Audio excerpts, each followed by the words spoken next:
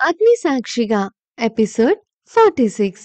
రేవంత్ వచ్చి కూర్చున్న కొద్దిసేపటికి నందు కళ్ళు తెరుస్తుంది. ఎక్కడికి వెళ్లారు? నిష్కా దగ్గరకా? ఎలా ఉంది? అలాగే ఉంది. ఇంకా స్పృహ రాలేదు అంటూ చెప్తాడు.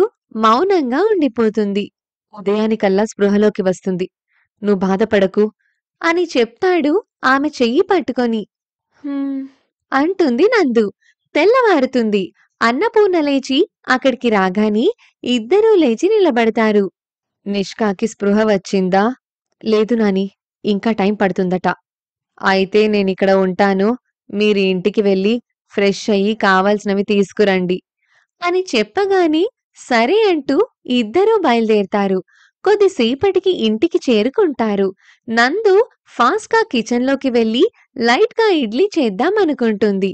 ఇంతలో అక్కడికి వచ్చిన రేవంత్, "ఏమీ అవసరం లేదు. మనకన్నీ క్యాంటీన్‌లో దొరుకుతాయి. నిషు కోసం హాస్పిటల్ వాళ్ళే చూసుకుంటారు" అని చెప్పడంతో సరే అని ఆ పని ఆపేసి రూంలోకి వెళ్తుంది. తనకి కావలసినవన్నీ సర్దుకొని తర్వాత అన్నపూర్ణవి అన్నీ సర్దుకొని నిషు కోసం కూడా కొన్ని డ్రెస్సెస్ పెట్టుకుంటుంది. డిశ్చార్జ్ అప్పుడు అవసరమేమో అని. రేవంత్ ల్యాప్టాప్ అవి పెట్టుకుంటుంటే తనవి కూడా నందునే ప్యాక్ చేస్తుంది.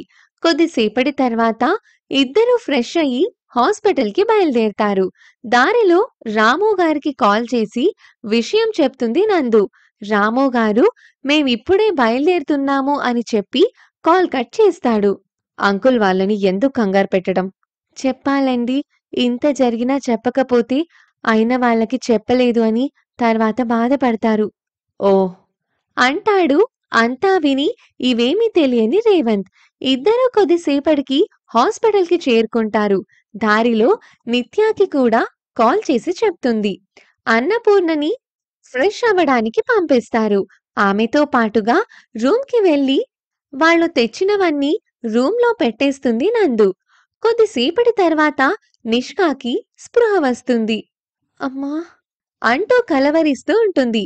నర్స్ బయటకి వచ్చి, "మీ పేషెంట్‌కి స్పృహ వచ్చింది" అమ్మ అంటూ కలవరిస్తుంది. "వాళ్ళమ్మని ముందుగా లోపలికి పంపించండి" అని చెప్పి వెళ్ళిపోతుంది. స్పృహ వచ్చిందనగానే అందరూ సంతోషపడతారు. "వెళ్ళు, నిన్నే కలవరిస్తుంది" అంటాడు రేవంత్ చిన్నగా నవ్వి. నందు పరుగున వెళ్తుంది లోపలికి. వాళ్ళిద్దరిది ఏ జన్మ బంధమోరా!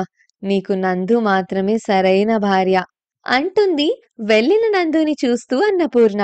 రేవంత్ చిన్నగా నవ్వుకుంటాడు.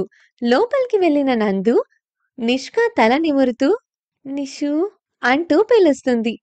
అమ్మా అంటూ చిన్నగా కళ్ళు తెరుస్తుంది. నిష్కా నుదుట మీద ముద్దు పెట్టి ఏడ్చేస్తుంది నందు. నేను బాగానే ఉన్నాన్మా, ప్లీజ్ ఏడవకు అంటుంది చిన్నగా. కొద్దిసేపటికి తేరుకొని ఆమెతో మాట్లాడి, "మీ అన్నయ్య వాళ్ళని పంపిస్తాను" అని బయటకు వెళ్ళిపోతుంది నందు. ఆమె వచ్చిన తర్వాత మిగతా ఇద్దరు వెళ్లి చూసి వస్తారు. కొద్దిసేపటి తర్వాత డాక్టర్ వచ్చి చెక్ చేసి ఒక గంటలో రూమ్‌కి షిఫ్ట్ చేస్తామని చెప్పి వెళ్తాడు. మంచి సౌకర్యాలున్న రూమ్ తీసుకుంటాడు రేవంత్. ఒక గంట తర్వాత నిష్కాని రూమ్‌కి షిఫ్ట్ చేస్తారు. మధ్యాహ్నం వరకు అటు నుండి నిత్య, మరోవైపు నుండి రాము గారు అందరూ చేరుకుంటారు. ఆయనకు కుదరలేదు. వీలు చూసుకొని వస్తానని చెప్పమన్నారు. అందుకే పాపని అత్తయ్య వాళ్ళ దగ్గర వదిలేసి వచ్చాను అని చెప్తుంది నిత్య. హమ్మయ్య! అనుకుంటుంది నందు. అందరూ నిష్కాని పలకరిస్తారు. తమకి కావలసిన వాళ్ళు ఇంతమందున్నారని నిష్కాకి హ్యాపీగా అనిపిస్తుంది. "మీకు హోటల్ ఫుడ్ వద్దు బాబు. నేనింటి దగ్గర ఉండి మీకు 3 పూటలా అన్నీ పంపిస్తాను. మీ మావయ్య తీసుకువస్తారు" అని చెప్తుంది రేఖ. "ఎందుకత్తయ్య మీకు శ్రమ? ఇక్కడ తినేస్తాము. మీరు పనులన్నీ మానుకుని ఇక్కడ ఉండాలన్న ఇబ్బందే కదా!" అంటాడు రేవంత్. "మీకన్నా మాకు ముఖ్యమైన పనులేవీ లేవు బాబూ. రేఖా చెప్పినట్లు కానివ్వు. నిష్కా ఇంటికి వచ్చిన తర్వాతనే మేం వెళ్ళేది" అంటాడు స్థిరంగా రాము. వాళ్ళ అభిమానానికి ఇన్ని రోజులుగా తాము ఏమి మిస్సయ్యామో అర్థమవుతుంది రేవంత్‌కి. "సరే మావయ్య, నీ ఇష్టం. కానీ వదిన మాత్రం బయలుదేరవలసిందే" అంటాడు స్థిరంగా. నందు జరిగేది చూస్తూ ఉంటుంది.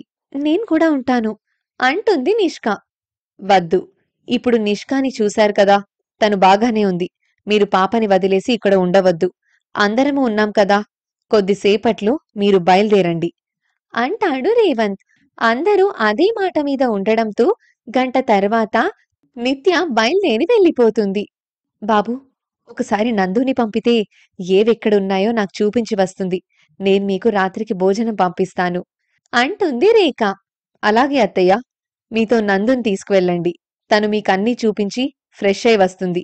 ఈ రోజు నైట్కి మీరు ఇబ్బంది పడవద్దు. మేమిక్కడ తినేస్తాము. రేపు మార్నింగ్ నుండి పంపించండి చాలు.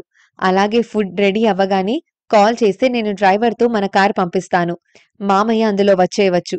మరలా ఆటోలో వద్దు అంటాడు. సరే బాబూ అంటాడు రాము.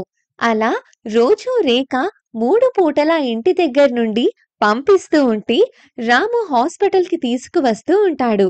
వీళ్ళ ముగ్గురు మాత్రం ఇక్కడే ఉండిపోతారు. అప్పుడప్పుడు ఆఫీస్ వర్క్ ల్యాప్‌టాప్ ఉండడంతో మేనేజ్ చేసేవాడు రేవంత్. నందు అయితే నిషుని కన్న తల్లి కన్నా ఎక్కువగా చూసుకునేది. అది చూసి రేవంత్, అన్నపూర్ణ మనసు ఆనందంతో నిండిపోయేది. చూస్తుండగానే నిష్కాకి తగ్గి డిశ్చార్జ్ చేస్తారు. జాగ్రత్తగా ఇంటికి తీసుకొని వచ్చారు. రేఖ దిష్టి తీసి లోపలికి తీసుకువచ్చింది. ఇదంతా చాలా అపురూపంగా అనిపించసాగింది రేవంత్‌కి. తర్వాత కొన్ని రోజులుండి రాము వాళ్ళు వెళ్ళిపోయారు. ఇలాంటి మరిన్ని ఇంట్రెస్టింగ్ స్టోరీస్ కోసం వెంటనే దండోరా ఛానల్‌ని సబ్స్క్రైబ్ చేసుకొని మా వీడియోస్‌ని లైక్ అండ్ షేర్ చేయండి.